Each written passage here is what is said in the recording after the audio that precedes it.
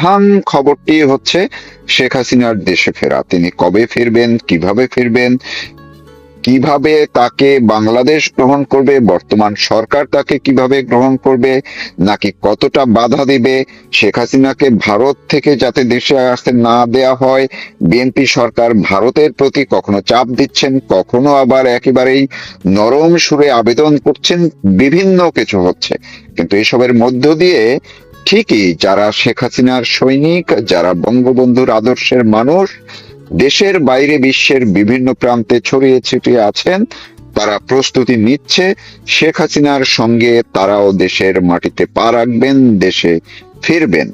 এরই একটি অংশ হিসাবে আমরা দেখছি বেশ কিছুদিন পর্যন্তই যুক্তরাষ্ট্রে সেইখানে বাংলাদেশ আওয়ামী লীগের কিংবা বিভিন্ন অঙ্গ সহযোগী সংগঠনের নেতা কর্মীরা প্রতিদিনই বিভিন্ন কর্মসূচি পালন করছেন, কেউ শপথ নিচ্ছেন, কেউ সভা সমাবেশ করছেন, অর্থাৎ প্রস্তুতি নিচ্ছেন দেশে। জি, আমরা দর্শকদের উদ্দেশ্যে বলছি এই শোটি খুব বেশি বড় হবে না, অল্প সময়ের মধ্যেই ডক্টর সিদ্দিকুর রহমানের কাছ থেকে আমি জানতে চাইবো, আপনি যদি একটু কাইন্ডলি বলেন যে প্রস্তুতি কোন পর্যায়ে আছে, এবং এই শেখ হাসিনাকে দেশে ফেরার যে তিনি যখন চূড়ান্ত মাত্র গত 5 তারিখেও একদম বিশ্ব মিডিয়ায় যেভাবে জানান দিলেন, এতে করে অনেকের মধ্যে এক ধরনের সংশয় ছিল এর আগে, কিন্তু সেই সংশয়টুকু দূর হয়ে গেল কিনা, সেই জায়গা থেকে যদি আপনি আগে একটু শুরু করেন। আপনার প্রশ্নের উত্তরে আমি যেটা বলবো যে সর্বকালের সর্বশ্রেষ্ঠ বাঙালি জাতি যেমন বঙ্গবন্ধু কন্যা জননেত্রী শেখ হাসিনা, উনি এমন একটি দলের প্রধান যে দলটি নেতৃত্বে বাংলাদেশ স্বাধীন হয়েছে এবং যে দলটি সবচেয়ে পুরানা দল, এবং সেই দলে উনি 43-40 বছরের সভাপতি, এবং ব্যক্তি হিসাবে, রাজনীতিবিদ হিসাবে জননেত্রী শেখ হাসিনা একজন প্রবীণ রাজনীতিবিদ, একজন প্রবীণ রাষ্ট্রনায়ক, এবং সর্বদিক থেকে বাংলাদেশে তার মতো অভিজ্ঞ ব্যক্তি, রাজনৈতিক ভাবে বলেন, অর্থনৈতিক ভাবে বলেন, সামাজিক ভাবে বলেন, বা বিশ্ব দরবারেও যদি বলেন, সবকিছু মিলে তার মতো দ্বিতীয় একটি লোক বাংলাদেশে খুঁজে পাওয়া যাবে না। তিনি বাংলাদেশ প্রধানমন্ত্রী ছিলেন, অবৈধভাবে তাকে জোরপূর্বক একটা জঙ্গি গোষ্ঠী তাকে দেশ থেকে বাইরে যেতে বাধ্য করেন, এবং তখন থেকে উনি আজ 2 বছর হলো উনি বাইরে অবস্থান করছেন। এবং সবক্ষণই আপনি যদি খেয়াল করেন, উনি কিন্তু প্রথম 1 মাসের মধ্যে বলেছিলেন যে আমি আপনাদের পাশে আছি, যে কোনো সময় আমি বাংলাদেশ ঢুকে পড়বো। তো উনি তো আর যে কোনো ভাবে ঢুকতে পারেন না, তো উনি সর্বপ্রকার চেষ্টা করেছেন শান্তিপূর্ণভাবে দেশে ফেরার জন্য, এবং সেই জন্যই উনি ডক্টর ইউনূসকে যে নির্বাচন, যে পাতনের নির্বাচন, সেই নির্বাচনে যাতে বাধার সৃষ্টি না হয় সেদিকটাও কিন্তু ওনার একটু ইঙ্গিত ছিল বলেই একটা সাংবাদিক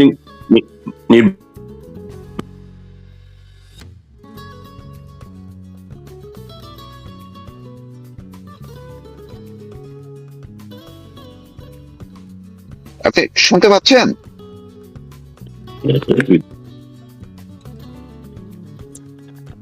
ডক্টর সিদ্দিকুর রহমান, আপনি কি শুনতে পাচ্ছেন আমাকে?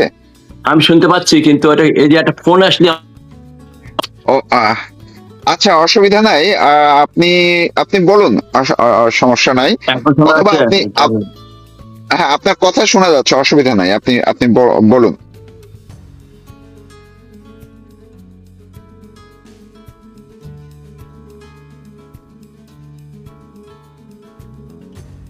অথবা আপনি একটু আবার বের হয়ে এন্ড করুন। দর্শক, আমি আপনাদেরকে একটু বিনীত আমি যে দর্শক আপনাদের একটু বিনীত অনুরোধ জানাচ্ছি, একটু অপেক্ষা করুন। টেকনিক্যাল একটু সমস্যার কারণে আপনারা দেখতেই পাচ্ছেন তিনি বের হয়ে আবার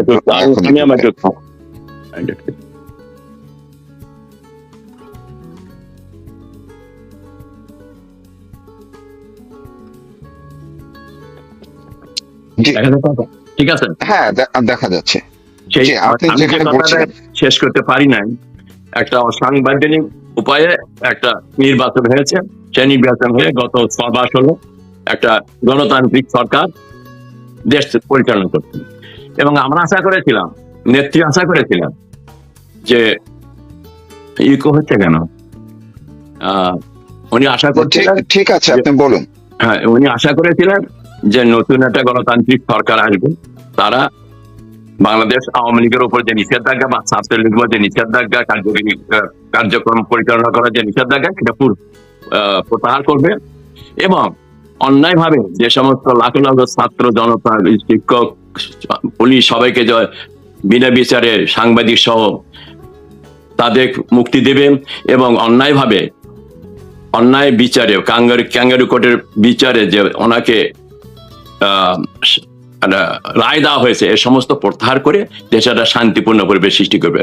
কিন্তু সেটা আর আমরা দেখছি না, বরঞ্চ ডক্টর ইউনূস সাহেব যা করে গেছেন সেটাকেই বাস্তব রূপ দিয়ে আমাদের আওয়ামী লীগের কর্মকাণ্ড নিষিদ্ধ ঘোষণা করেছেন, কর্মকাণ্ড নিষিদ্ধ ঘোষণা করেছেন, এবং সেই জন্যই উনি এখন নিজেই সিদ্ধান্ত নিয়েছেন যে আমার সিদ্ধান্ত আমাকে নিতে হবে, আমি জনগণের রাজনীতি করি, আমি বাংলাদেশের জনগণের জন্য রাজনীতি করি, এবং আমি একটি দলের 43 বর্ষের সভাপতি, আমার লাখো লাখো নেতাকর্মী আমার জন্য আজকে দেশে তাদের জীবন বিপন্ন, অনেকের ব্যবসা বাণিজ্য বাড়ি ঘর পুড়ে তছনছ করে দেওয়া হয়েছে, অনেকেই জেলে আছে, অতএব তাদের কাছে উনি ফিরে যেতে চায়, সর্বরিণী বাংলাদেশ জনগণের কাছে উনি ফিরে যেতে চায়। সেই জন্যই উনি ডিসেম্বর মাসে যে ঘোষণাটা দিয়েছে, ডিসেম্বর মাসের মধ্যেই উনি বাংলাদেশে যাবেন। আমি আরেকটা যুক্তি দেখাই আপনি, কেন যাবেন উনি কেন যাবেন না, কারণ এই বাংলাদেশের জন্য সবচেয়ে বেশি রক্ত দিয়েছে ওনার পরিবারে। একই দিনে এই মাসে 1975 সাল 15 আগস্ট একই দিনে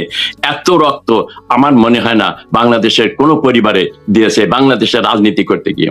অথচ তার বাবা, তার মা, তার ভাই, তার আত্মীয় স্বজনকে হারিয়েছেন, উনি বেঁচে আছেন, ওনার বোন বেঁচে আছেন, আল্লাহ ওনাদের বেঁচে রেখেছেন। যদি ওনারা ওই সময় জার্মানি না থাকতেন তাহলে আল্লাহ জানি ওনাদের কি অবস্থা হতো। So to some extent she is living in extended life. So সেটা উনি বিবেচনা করেই যে আমার এই সময় আমার জন্য আমার জনগণ কষ্ট করতেছে, আমার নেতাকর্মীরা দেশে কষ্ট করতেছে, অবাক আমাকে দেশে যেতে। আপনি যে কথা বলেছেন বাংলাদেশ সরকার যেতে দেবে কি দিবে না, কি করবে না করবে সে তাদের ব্যাপার, আমরা আমাদের মতো আমার সিদ্ধান্ত নিয়েছি, আমার দেশ আমরা যাব। আমরা সেদিক থেকে যুক্তরাষ্ট্র আওয়ামী লীগের পক্ষ থেকে আমি অনেক আগেই আমি একটা ঘোষণা দিয়েছি যে আমরা 50টা স্টেট থেকে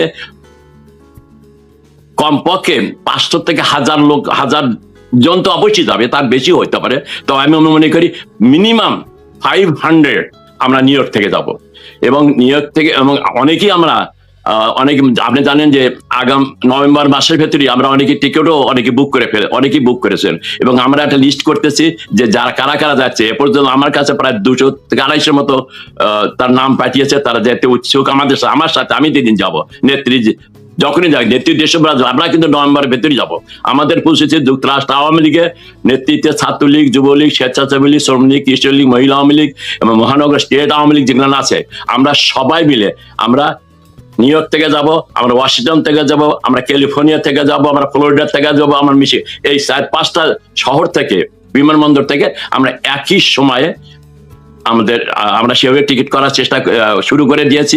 আমরা আমাদের মানসিকভাবে আমরা প্রস্তুতি নিয়েছি যে যা হয় তাই হবে। বাংলাদেশে গেলে আমরা প্রবাসী, আমাদের টাকায় প্রবাসীদের যে অর্থ দিয়ে দেশ পরিচালনা হয়, সে হিসেবে আমরা প্রবাসী হিসেবে আমাদের অধিকার আছে, এবং গণতন্ত্রের পুনরুদ্ধার করার জন্য, এবং বঙ্গবন্ধুর যে বাংলাদেশ এবং আমাদের জাতীয় পতাকার যে বাংলাদেশ, জাতীয় সঙ্গীতের যে বাংলাদেশ, সেই বাংলাদেশ আজকে যুদ্ধ অপরাধী যারা বাংলাদেশকে চায়নি তারা এই দেশটাকে পরিচালনা করে আমাদের সে মুক্তিযুদ্ধের যে আদর্শ, মুক্তিযুদ্ধের চেতনা, সেটা একটু ভুলণ্ঠিত। অর্থাৎ আমাদের যেতেই হবে, তার কারণ এই আওয়ামী লীগের নেতৃত্বে বাংলাদেশ স্বাধীন হয়েছে, এবং আওয়ামী লীগের দায়িত্ব এই 71-এর যে মুক্তিযুদ্ধের 30 লক্ষ শহীদ, 2 লক্ষ মানে সম্মানী বিনিময়ে যে আমরা দেশটা পেয়েছি, সেই দেশটা উদ্ধার করার দায়িত্ব আমাদের। সেই দায়িত্ব আমরা প্রবাসী হিসেবে নিতে চাই।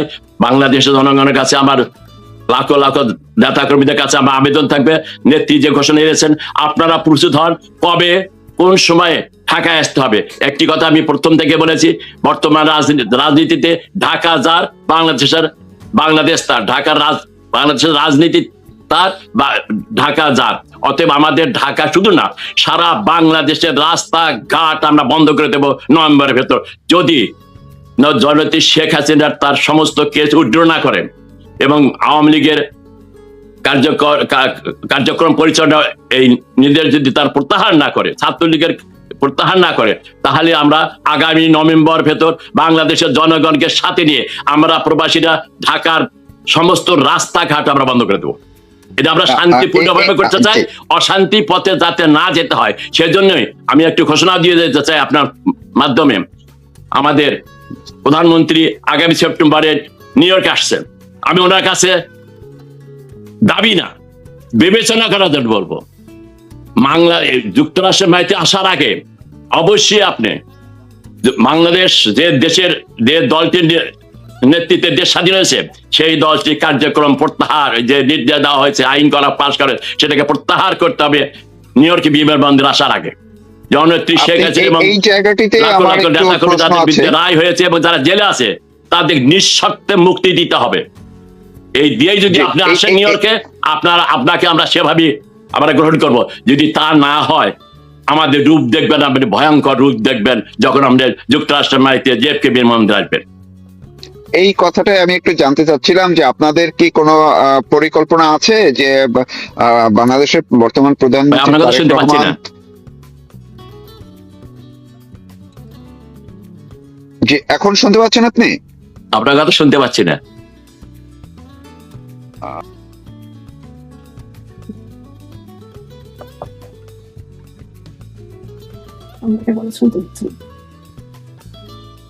কিছু শুনতে পারলাম না। এখন শুনছেন? যেই আপনি যে প্রসঙ্গটি বললেন এইটি নিয়ে আমি প্রশ্ন আপনাকে করতাম যে তারেক রহমান মানে বাংলাদেশের প্রধানমন্ত্রী যে জাতিসংঘে আসবেন সেপ্টেম্বরে, আগামী মাসেই, আপনাদের কি কোনো পরিকল্পনা আছে যে যেটা আমরা ডক্টর ইউনূসে আসার সময় দেখেছি এবং অন্যান্য ক্ষেত্রে তাকে কোনোভাবে তার আসা উপলক্ষে আপনাদের বাংলাদেশ আওয়ামী লীগের যুক্তরাষ্ট্র আওয়ামী লীগের উদ্যোগে কোনো কর্মসূচি নেওয়ার পরিকল্পনা আপনাদের আছে কিনা বা এখনো গ্রহণ করেছেন কিনা? আমি অলরেডি গ্রহণ করেছি এবং ঘোষণা দিয়েছি যে উনি 21 তারিখে আসবেন।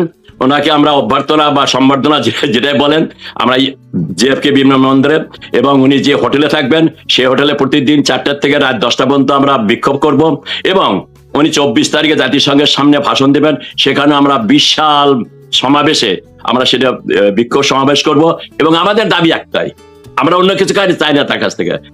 আওয়ামী লীগের নিষেধাজ্ঞা প্রত্যাহার করতে হবে, বিনা বিচারে যাদের জেলে রাখা হয়েছে এবং যাদের বিনা একতরফাভাবে যে রায়গুলো দেওয়া হয়েছে মাননীয় প্রধানমন্ত্রী শেখ হাসিনা সহ সবার রায় প্রত্যাহার করতে হবে। তাহলেই বাংলাদেশ শান্তিপূর্ণ পরিবেশ সৃষ্টি হবে, আর উনিও এখানে আসে শান্তিপূর্ণভাবে ওনার কর্মকাণ্ড করে যেতে পারবেন। তার কারণ উনি বাংলাদেশের টাকা, জনগণের টাকা এখানে আসতেছেন, এখানে বাংলাদেশের জনগণের স্বার্থের জন্য কাজ করবেন, এবং সে স্বার্থকে ঠিক মতো করতে গেলে যুক্তরাষ্ট্র আওয়ামী লীগ একটা শক্তিশালী সংগঠন, যেটা আপনি বলেছেন ডক্টর ইউনূসকে আমরা যেভাবে প্রতিহত করেছি, আপনি হাতে খেয়াল রাখবেন, মনে আছে কিনা, আমরা এয়ারপোর্টে তাকে 2 ঘন্টা আটকায় রেখেছিলাম। আন্তর্জাতিক বিমানবন্দর জেএফকে বিমানবন্দর 2 ঘন্টা একটা প্লেন ওঠেনি, একটা প্লেন নামেনি, আমরা শাটডাউন করে দিয়েছিলাম। এবারে তার চাইতো আরো কঠিন এই দেশের আইনের মধ্য দিয়ে আমরা সেটা করব। কারণ আমার নতুন ছাত্রলীগ কমিটি আছে, একটা সংগঠিত নতুন যুবলীগ কমিটি হয়েছে, নতুন স্বেচ্ছাসেবী লীগ কমিটি হয়েছে। এরা এই ইয়াং জেনারেশনকে নিয়ে আমরা সবাই মিলে এবার এই দেশের আইনের আওতায় যা যা করা সম্ভব, যেভাবে সম্ভব আমরা তাকে প্রতিহত করব। যদি আমাদের এই যে দাবিগুলোর কথা বললাম, দাবি ঠিক না, আমাদের যে পাওনা, যেটা পাওনা আমাদের যে প্রাপ্তি, সেটা যদি সে ফুলফিল না করে। তার মানে আপনার প্রধানতম আপনাদের কথাটি হচ্ছে যে তারেক রহমান যুক্তরাষ্ট্রে আসার আগে আওয়ামী লীগের নিষেধাজ্ঞা আছে সেটি প্রত্যাহার করে যদি আসেন আপনারা স্বাগত জানাবেন, আর যদি তা না করেই তিনি যুক্তরাষ্ট্রে আসেন, আপনারা যুক্তরাষ্ট্রে তার প্রবেশকে প্রতিহত করার জন্য কিংবা প্রতিবাদ কর্মসূচি পালন করবেন। এটা হচ্ছে মোদ্দা কথা। ঠিকই বলেছে। এবং এদেশের আইন আমাকে যতটুকু অ্যালাউ করে সেটুকু আমরা সম্পূর্ণভাবে এদেশের আইনের মধ্যে দিয়েই আমরা সেটা করব। যে আমি শেষ করব, কিন্তু এই সব কর্মসূচি ক্ষেত্রে এখানে দুইটা অংশ এখন হয়ে গেল। আপনি প্রথম আমরা যেটা শুরু করছিলাম, বরং শেষের অংশটাই অনেক বেশি গুরুত্বপূর্ণ হলো। আপনি যে তথ্যটুকু জানালেন যে তারেক রহমান যদি দাবি না মানে আওয়ামী লীগের নিষেধাজ্ঞা প্রত্যাহার না করে যুক্তরাষ্ট্রে আসে, তাইলে আপনারা কর্মসূচি পালন করবেন এয়ারপোর্ট থেকে শুরু করে হোটেলে, এমনকি জাতিসংঘে যেখানে সম্মেলন হবে তার সামনে। এই জায়গাটিতে আমরা বিভিন্ন সময় দেখেছি যুক্তরাষ্ট্রে আওয়ামী লীগের যেমন অনেক শক্তিশালী, আবার আপনাদের মধ্যে এক ধরনের বিভিন্ন সময় দেখা যায় প্রকাশ্যেই বিরোধ বিবাদ চলে আসে। এইটা কি ঐক্যবদ্ধ হওয়ার, ঐক্য মতে আসার কতটুকু অগ্রগতি হয়েছে, খুব ছোট করে যদি একটু বলেন।